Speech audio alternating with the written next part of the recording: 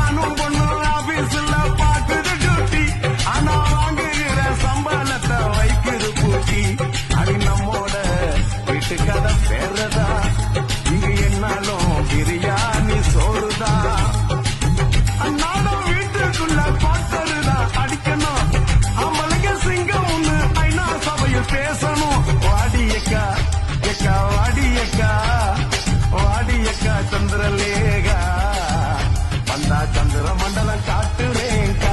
ஓய் ஓய் ஓய் ஓய் அள்ளி அள்ளி